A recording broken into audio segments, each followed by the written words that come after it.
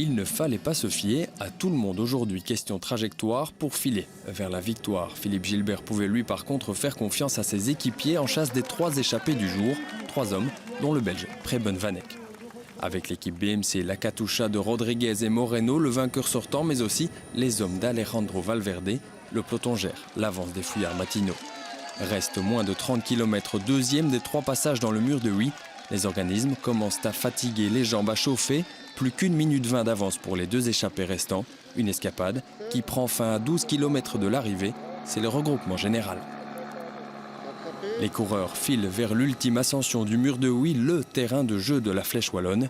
Mais avant ce dernier acte, chute dans le peloton un accro qui ne déstabilise pas trop l'organisation, même si plusieurs favoris comme Rodriguez et Cunego sont piégés. Les autres ténors sont bien là, mais Gilbert est un peu loin. Objectif, se replacer avant le début de l'ascension. Mais voilà déjà les premiers pourcentages de ces 1300 mètres d'effort à 9% de moyenne.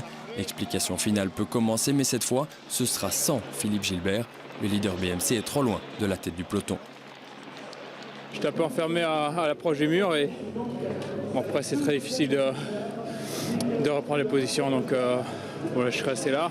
Impossible de remonter, c'est terminé pour Gilbert. Plus que quelques centaines de mètres, Valverde allume la mèche. L'Espagnol ne doit pas vraiment forcer pour s'envoler, s'en aller décrocher au sommet du mur son 2e succès sur la Flèche Wallonne après celui de 2006.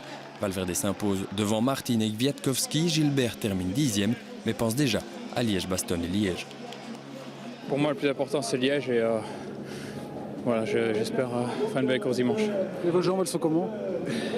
En ce moment, douloureuse, mais d'ici à dimanche, ça ira.